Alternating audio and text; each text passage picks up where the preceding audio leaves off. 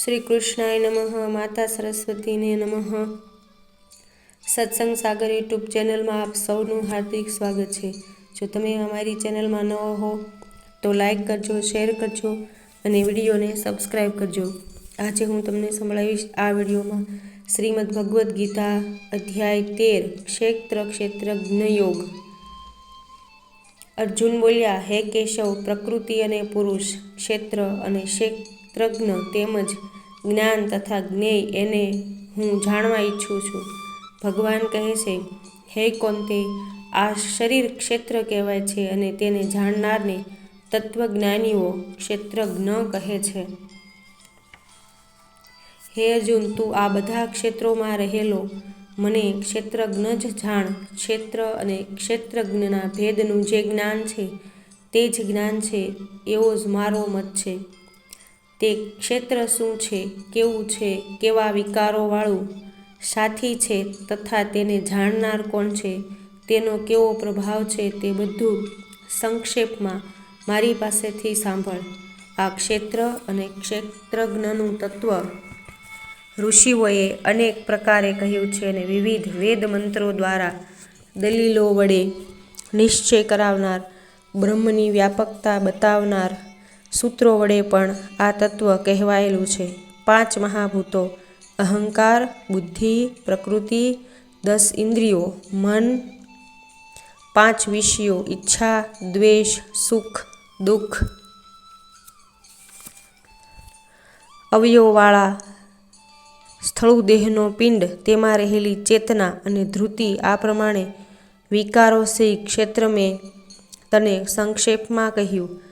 પોતાની શ્રેષ્ઠતા, અભિમાનનો અભાવ, અમાનીપણું, અદંભીપણું, અહિંસા, સહનશીલતા, સરળતા, આચાર્યની ઉપાસના, પવિત્રતા, સ્થિરતા, ઇન્દ્રિય નિગ્રહ, વિષયો પ્રત્યે વૈરાગ્ય, અહંકાર રહિતતા, જન્મ, મૃત્યુ, ગઢપણ, રોગો વગેરેના દુઃખોનો વિચાર, આ લોકો અને પરલોકના ભોગોમાં આસક્તિનો અભાવ, પુત્ર, ઘર વગેરેમાં મોહ, મમતાનો અભાવ, સારું ખોટું જે કંઈ આવી પડે તેમાં સમભાવ, મારામાં એકાગ્રતાપૂર્વક અનન્ય ભક્તિ, એકાંત સ્થળમાં રહેવું, જન સમાજમાં રસ ન લેવો, આત્મજ્ઞાનમાં નિત્ય સ્થિત તથા તત્વજ્ઞાનના અર્થરૂપ પરમાત્માને જોવા, આ બધું જ્ઞાન છે અને આથી જે વિપરીત છે તેને અજ્ઞાન કહેલું છે।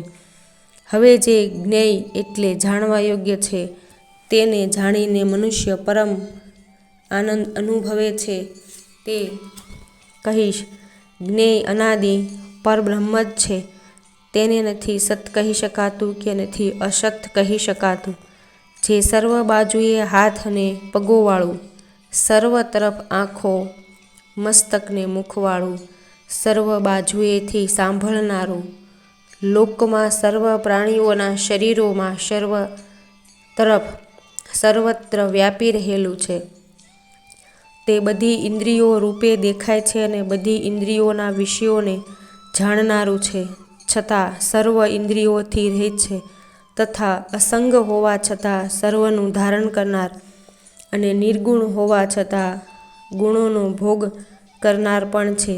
તે સર્વભૂતોની બહાર અને અંદર પરિપૂર્ણ છે। તે ગતિવાળું પણ છે અને સ્થિર પણ છે। તે સૂક્ષ્મ હોવાથી ન જણાય તેવું છે, દૂર પણ રહેલું છે અને સમીપ પણ રહેલું છે। તેમજ સમસ્ત ભૂતોમાં આકાશની પેઠે એક રૂપે રહેલું હોવા છતાં વિભક્ત થઈને રહેલા જેવું જણાય છે। તે જાણવા યોગ્ય તત્વ સર્વ પ્રાણીઓનું ધારણ પોષણ કરનાર, સંહાર કરનાર અને ઉત્પત્તિ કરનાર છે।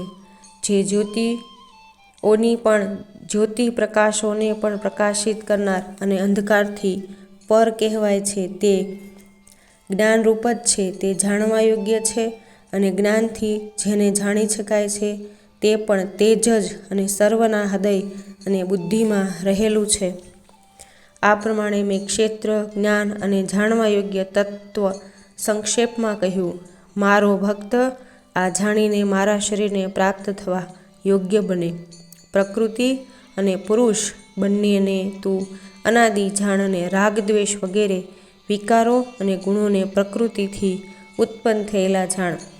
કાર્ય, કારણ અને કર્તાપણાનો હેતુ પ્રકૃતિ કહેવાય છે અને પુરુષ એટલે જીવાત્મા સુખ દુઃખના ભોગમાં હેતુ ગણાય છે. જીવાત્મા પ્રકૃતિમાં રહીને જ પ્રકૃતિથી ઉત્પન્ન થયેલા ગુણોને ભોગવે છે અને આ ગુણોનો સંગ જીવાત્માને ઊંચી નીચી યોનિઓમાં જન્મ થવામાં કારણ હોય છે.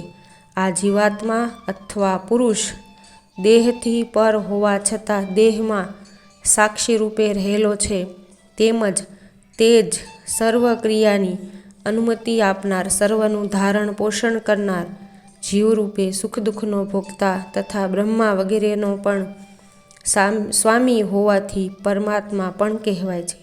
જે આ પ્રમાણે પુરુષને તથા ગુણો એટલે વિકારો સહિત પ્રકૃતિને જાણે છે, તે દરેક રીતે તેના કર્તવ્ય કર્મ કરતો છતાં ફરી જન્મતો નથી.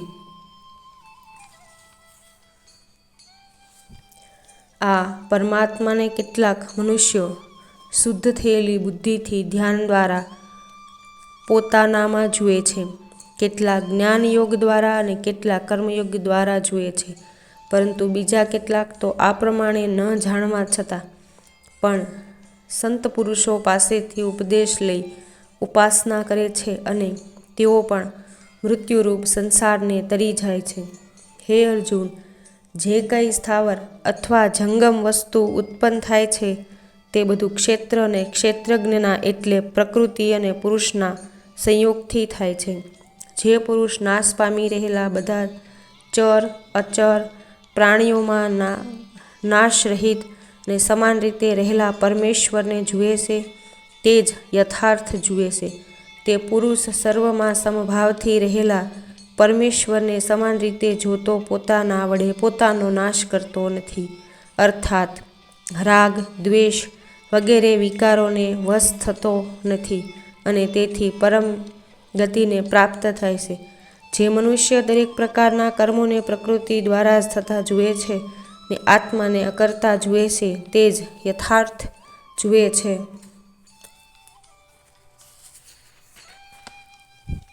જ્યારે મનુષ્ય જુદા જુદા પદાર્થોને એક પરમાત્મામાં જ રહેલા જુએ છે અને તે પરમાત્મામાંથી જ સર્વનો વિસ્તાર થયેલો જુએ છે, ત્યારે તે બ્રહ્મને પામે છે. હે કૌંતે, અનાદિ તથા નિર્ગુણ હોવાથી આ અવિનાશી પરમાત્મા શરીરમાં રહેલો હોવા છતાં વાસ્તવિક રીતે પોતે કશું કરતો નથી ને કશાથી લેપાતો નથી.